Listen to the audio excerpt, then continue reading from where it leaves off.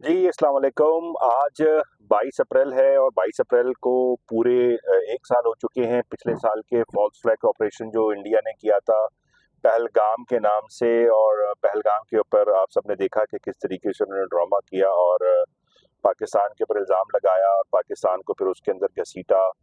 और उसके अलावा पूरी दुनिया के अंदर उन्होंने जो ढिंढोरा पीटा कि पाकिस्तान जो है वो इसके अंदर इन्वॉल्व्ड है, पाकिस्तान ने सब कुछ कराया है, पाकिस्तान बैक करता है नॉन स्टेट एक्टर्स को जो कि इंडिया के अंदर इस तरह की कार्रवाइयाँ करते हैं। ये सारा कुछ करने के बावजूद भी पूरी दुनिया में से मेरे ख्याल से शायद कोई भी मुल्क ऐसा नहीं था जिसने इनको इनके इस नज़रिए को या इस नैरेटिव को उनके उसको सपोर्ट किया हो। और सपोर्ट ना करने के अलावा उन्होंने बल्कि इंडिया को डिप्लोमेटिक आइसोलेशन का सामना हुआ। उसके नतीजे में उन्होंने अपना बदला लेने के लिए हमारे ऊपर अचानक बगैर किसी वजह के हम पे अटैक कर दिया उन्होंने 6 और 7 तारीख की दरमियानी शब को भावलपुर और दूसरे इलाकों के अंदर। और जो कश्मीर के इलाके थे वहाँ पे भी उन्होंने अटैक किया। उन्होंने कहा कि जी हमने बहुत सारे जो टेररिस्ट हाइड आउट थे उनको हमने प्रिसिशन स्ट्राइक करके हमने उनको तबाह कर दिया है और अब यहाँ से कोई दहशतगर्दी नहीं होगी। ये एक अजीब खाम ख्याली है इनकी कि पहली बात तो ये कि पाकिस्तान ने ये काम किया नहीं। दूसरी बात ये कि दहशतगर्द वहाँ पे इस तरह से थे ही नहीं, पाकिस्तान का क्लेम ये। दूसरी बात ये कि अगर आप लेट से अगर मान भी लिया जाए कि कहीं पे किसी भी इलाके में दुनिया के इस तरीके के कोई क्या नाम है टेररिस्ट कैंप्स वगैरह हैं, तो क्या आप वहाँ पे एक बम मार के उनको तबाह कर सकते हैं, अप्रूट कर सकते हैं? ये पता नहीं किस किस्म की इनकी स्ट्रैटेजी है। कोई भी दुनिया के किसी भी आप स्ट्रैटेजिक एनालिसिस से या मिलिट्री स्ट्रैटेजिक से पूछ लें, वो कभी भी आपको ये नहीं कहेगा कि आप गए आपने स्ट्राइक किया और उसके बाद आपकी फतह हो गई और वहां से फिर टेररिस्ट एक्टिविटी खत्म हो गई। ये तो पॉसिबल ही नहीं है। हाँ, अलबत्ता जो फ़ायदा या जो टारगेट उनका था, वो ये टारगेट थोड़ी था कि इनके पाकिस्तान में बम मारना है उनको। उनका जो टारगेट था उन्होंने वो अचीव किया और वो अचीव था बिहार के इलेक्शंस। रिमेंबर 22 तारीख को पहलगाम में अटैक हुआ, 23 और 24 तारीख अप्रैल 2025 को बिहार के इलेक्शन की कैंपेन के अंदर मोदी जी जाके वहां पे ये बता रहे थे लोगों को कि देखें पाकिस्तान ने ये किया और पाकिस्तान इतना बुरा है और इस्लाम टेररिस्ट का मजहब है और हम आपका बदला लेंगे। और उसके बाद उन्होंने इलेक्शन जीतने के लिए कैंपेन के लिए वो हरकत भी की जिसको ऑपरेशन सिंदूर कहते हैं वो। फिर उसका जो जवाब मिला उनको उसको हम डिस्कस करेंगे अभी। लेकिन इसमें एक बात और देखने की है कि ये पहली दफा नहीं था कि मोदी जी ने ऐसा कोई काम किया। मोदी जी जब से हुकूमत में आए हैं 2014 के बाद से लेके आज तक बीजेपी में तीसरी दफा ये प्राइम मिनिस्टर बने हैं, हर दफा ये इसी तरह के काम करते हैं। इन्होंने 2016 में 2 दफा ये काम किया है। 2016 में इन्होंने क्या काम किया? 2016 के अंदर इन्होंने जनवरी के अंदर और सितंबर के अंदर एक पठानकोट और एक उरी का अटैक हुआ। उरी अटैक्स और पठानकोट अटैक्स का जो सबसे बड़ा फायदा हुआ है इंडिया को वो हुआ है वो बहुत जबरदस्त उन्होंने और बड़ी कामयाब और कमर्शियल मूवीज बनाई हैं उरी अटैक्स के अंदर। और जिसके अंदर उसके अंदर उनके एक्टर्स के कैरियर बन गए और बड़ा उन्होंने पैसा कमाया। उसके अलावा कुछ भी नहीं हुआ। पठानकोट के ऊपर पाकिस्तान ने इन्वेस्टिगेशन का साथ भी दिया, पाकिस्तान की टीम्स भी गई जिसपे उन्होंने वहां पे साथ नहीं दिया। और सवाल यहाँ पे ये सारे पैदा होते हैं, ये 4 अटैक्स अगर आप देख लें पिछले 10 साल के अंदर 2016 से 2025 तक के, ये जो 10 साल के अंदर जो 4 अटैक्स की मैं बात कर रहा हूँ, जनवरी 2016, सितंबर 2016, 14 फरवरी 2019 और उसके बाद 22 अप्रैल 2025।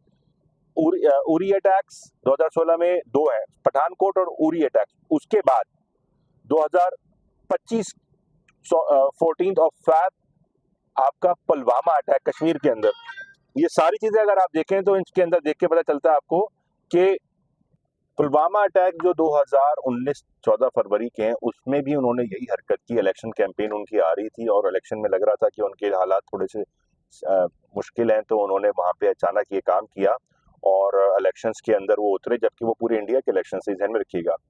तो और ये बात जो है कि वो इलेक्शन के कैंपेन के अंदर पाकिस्तान की हेट्रेड और पाकिस्तान रेटोरिक को यूज करते हैं, ये बात मैं नहीं कह रहा या पाकिस्तानी नहीं कहते, पूरी दुनिया बल्कि इंडिया के अंदर खुद जो उनकी अपोजिशन जमाते हैं कांग्रेस पार्टी और बीजेपी और उनके जो रहनुमा हैं वो सब भी यही बात कहते हैं।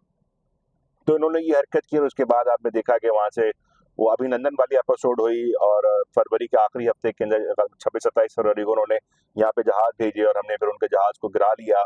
और वो जो हमारा पायलट था यंग हसन शायद करके नाम था, हसन सिद्दीकी, वो सारा कुछ एपिसोड हुआ। उसके बाद फिर वो चले गया, वो एक अलग स्टोरी है। लेकिन कहने का मकसद ये कि वो ये इनका ये बड़ा सक्सेस मॉडल है और वो इस तरह की हरकत करते हैं और पाकिस्तान रिटॉरिक, उनका कोई ताल्लुक नहीं है।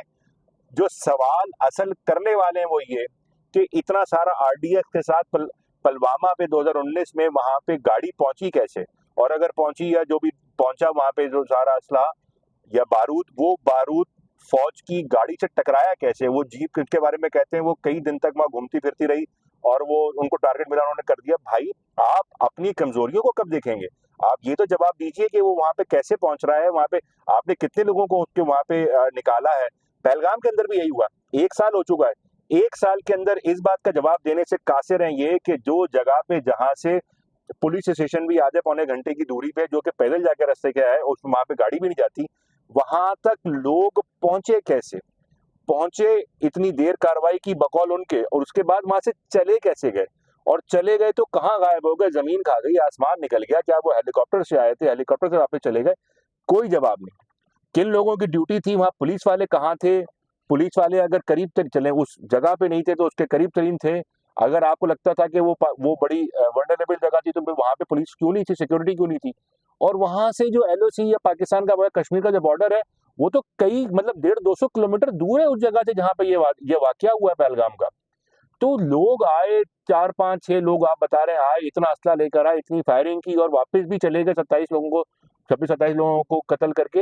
ये सारा कुछ जो है इसीलिए कहा जाता है कि फॉल्स फ्लैग ऑपरेशन। ये सब चीजें कोलैबोरेट नहीं हो रही कि अच्छा अब तक आप दुनिया के, ये अपने आप को कहते हैं विश्व गुरु, यानी कि हम इस वक्त दुनिया के लीडर हैं इंडिया इस वक्त। अगर आप विश्व गुरु हैं तो आप अपने मुल्क के जो 27 लोगों जिन्होंने वहां पे अपनी जानें दी, जो एक सिविलियन लोग थे, आम आदमी थे, किसी भी शहरी, किसी भी मुल्क के आम शहरी, वो बेचारा मासूम ही होता है। तो वो मासूम लोग जो वहां पे जो अपनी जानों से गए आपकी सियासत के नतीजे में, सवाल ये पैदा होता है कि आपने उनके कातिल क्यों नहीं ढूंढे? इल्जाम तो आपने लगा दिया, पाकिस्तान के ऊपर सारी एक्टिविटी भी कर दी, लेकिन वो कातिल कहाँ हैं जो ढूंढे? वो निकालते, उनको सामने खड़ा करते, वो बताते आपको कि पाकिस्तान ने उनको भेजा या नहीं भेजा, वो जो भी कुछ होता, वो सवाल कहाँ है? वो जो वहां पे जो आपको जवाब देने हैं वो जवाब आप दे नहीं रहे। आप लगा देते हैं पाकिस्तान पे इल्जाम के जी पाकिस्तान की वजह से ये हुआ और पाकिस्तान ने भेजे और ये और फलां ने हमने। फिर आप देखिए मजाएगा खेज बात, ये अभी बड़ी इंटरेस्टिंग पॉइंट है, अभी हो रहा है ये अप्रैल के अंदर। उन्होंने पहले तो ये कहा कि जी हम सिर्फ टेररिस्ट ठिकानों पे अटैक कर रहे हैं ऑपरेशन सिंदूर के अंदर, हम किसी भी ऐसी जगह पे अटैक नहीं कर रहे जहाँ पे सिविलियन अफेक्टेड हो रहा है। ये उनका कहना है। हमारा कहना ये है कि हमारी ये तो बच्चे और औरतें घरों के अंदर शहीद हुए हैं आपकी उस बमबारी के अंदर सिंदूर की। उसके बाद उन्होंने कहा कि हमारा पाकिस्तान की गवर्नमेंट, पाकिस्तान की फौज पे हम हमला करने का कोई इरादा नहीं रखते, ना हम ये जंग चाहते हैं। जब उन्होंने अटैक शुरू किया, ये बात कर रहे हैं हम लोग 7 मई की सुबह की। उसके बाद उन्होंने अचानक पता नहीं कैसे वो जो टेररिस्ट के खिलाफ एक्टिविटी थी उनके वहां से खबरें आने लगी और उन्होंने अपने आप को क्लेम करना शुरू कर दिया, हमने पाकिस्तान की फलानी बेस के ऊपर बम मार दिए, फलानी बेस के ऊपर बम मार दिए, मलिर कैंट के ऊपर बम चले गए, कराची के अंदर ड्रोन आ गए। भाई जब ये नहीं हो रहा था, आपने तो सिर्फ टेररिस्ट के खिलाफ एक्टिविटी करनी, तो ये कहां से अचानक आ गया कि जी आपने सिविलियन एरियाज के ऊपर, कराची के अंदर लोग यहाँ पर रहते हैं, कराची के अंदर ड्रोन आए हैं और हमने खुद सुने हैं मलिर कैंट के आसपास हवा पे बमबारी, मतलब जो ड्रोन आ रहे थे उनको टारगेट किया जा रहा था पाकिस्तान की गवर्नमेंट की तरफ से, जो इदारे थे उनकी तरफ से, तो वो आवाजें आ रही थी, हमने सुना, मेरे पास वीडियोज हैं रात की। तो फिर नूर खान एयरबेस पे आपने हमला कर दिया। भाई नूर खान एयरबेस तो टेररिस्ट एक्टिविटी नहीं है, वो तो डिक्लेयर पाकिस्तान की एक मिलिट्री इंस्टॉलेशन है। तो मिलिट्री इंस्टॉलेशन के ऊपर, एयरफोर्स इंस्टॉलेशन के ऊपर, नेवल इंस्टॉलेशन को आपने टारगेट क्यों किया? आपका तो झगड़ा पाकिस्तान से ये था ही नहीं। आपने खुद कहा था ये बात, जब आपने साथ आप मतलब उसका पूरा रिकॉर्ड है उनकी जो प्रेस रिलीज, उन्होंने कहा कि हमें टेररिस्ट एक्टिविटी करना, हमारा पाकिस्तान से कोई लिंक नहीं है, प्रिसिशन स्ट्राइक है और प्रिसिशन स्ट्राइक हम करके पीछे हट जाएंगे। तो ये कैसे फिर अचानक मामला हो गया? क्योंकि आपको इलेक्शन जीतना था, आपने इलेक्शन कैंपेन चलानी थी, जितना था आप खींचना चाहते। फिर आपने की अंडर एस्टिमेशन कि जी पाकिस्तान पे आप अटैक करेंगे, पाकिस्तान दबा के बैठा रहेगा और कुछ भी नहीं होगा और हम कहेंगे वाह हम विश्व गुरु हैं और हम जिसको चाहें अपने दुश्मनों को कहीं पे भी टारगेट कर सकते हैं। वो आपने करने की कोशिश की, वो नाकाम रही। पाकिस्तान ने सिर्फ आपको 5 घंटे 6 घंटे रिप्लाई दिया। 10 तारीख की सुबह जब आपने आखिरी दफा नूर खान पे अटैक किया एयरबेस पे और दूसरी जगह पे अटैक किया मिलिट्री इंस्टॉलेशंस के ऊपर, तो दैट वाज आवर लिमिट और हमने कहा कि बस अब इनफ हो चुका है, you are not trying to understand and you are not stopping these attacks. उसके बाद फिर हमने आप पे अटैक किया और वो अटैक करने के कुछ घंटे पूरे 24 घंटे भी नहीं हुए थे, आपने तो 4 दिन हम पे एक्टिविटी की ना। 7 तारीख, 8 तारीख, 9 तारीख और 10 तारीख के दिन तक आप हमसे लड़ते रहे। इन साढ़े 3-4 दिनों के अंदर तकरीबन ये 88 घंटे बनते हैं। इन हमलों में आप तो करते रहे, हम उन 88 घंटों में हमने तो सिर्फ 6 घंटे ही लड़ाई लड़ी है। सिर्फ 6 घंटे हम आपके इलाके के अंदर घुसे हैं, हमने आपके एयर स्पेस को हमने इन्वेड किया है, आपको लैंड टारगेट्स हमने किए हैं और लैंड टू लैंड हमने मिसाइल मारे। उसके अंदर कुछ ही घंटों के अंदर सीज फायर हो जाना।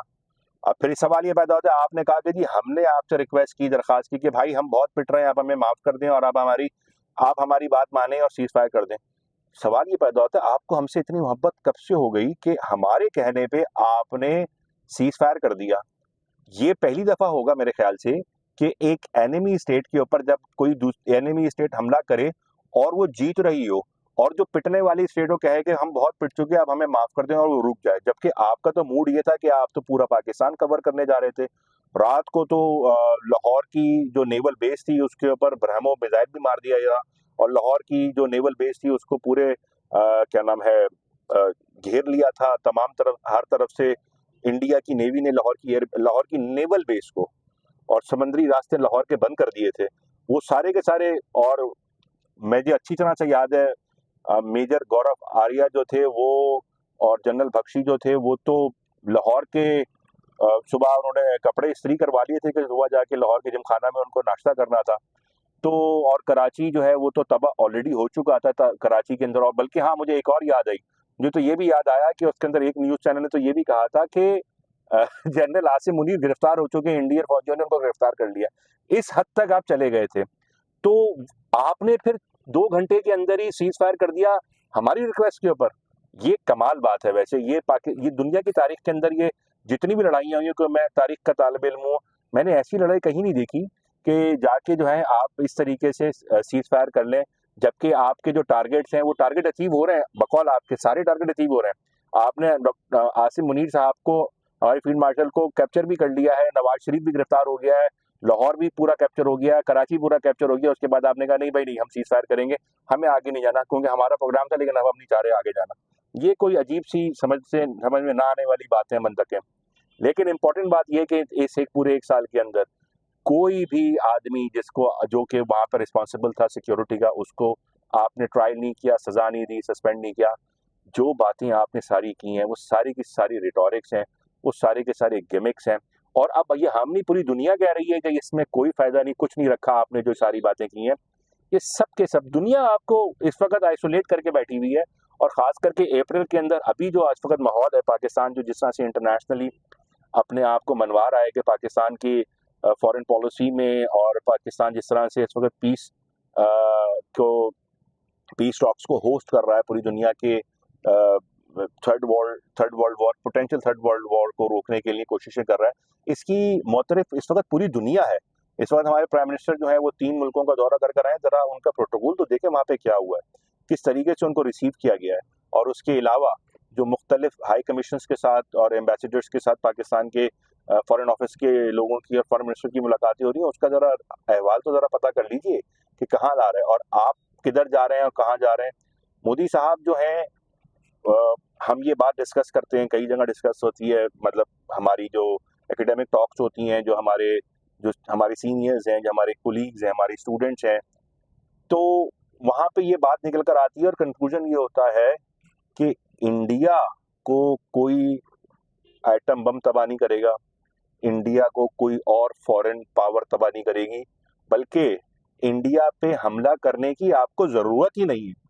इंडिया को सबसे बड़ा खतरा नरेंद्र मोदी और उनकी उस पॉलिटिकल पार्टी बीजेपी और उनकी वो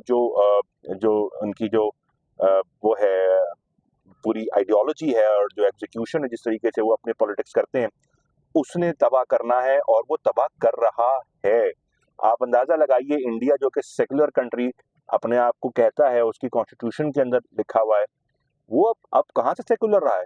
इंतहा ये है कि एक वो राजस्थान से वो आ रही थी, एक क्लिप हुआ है, लीक हुआ है सोशल मीडिया के ऊपर कि एक लोकल जो पॉलिटिशियन थे बीजेपी की तरफ से, वो लोगों के अंदर चादरें बांट रहे थे सर्दी के दिनों में। और उनको पता चला ये जो गरीब औरतें हैं उनमें से एक हिंदू, बाकी हिंदू औरतें थी, एक मुसलमान औरत थी, तो उन्होंने कहा नहीं तुम्हें नहीं दूंगा। ये तो लेवल है। कल की खबर है कि चलते हुए सड़क के ऊपर एक लड़की ने हिजाब पहना हुआ था, तो एक आदमी ने खड़ा किया जो तुम हिजाब उतारो। ये तो लेवल है। आई लव मोहम्मद कहने के ऊपर आपके झगड़े हो जाते हैं। बाबा नाम रखने पे सलाम है उस आदमी को।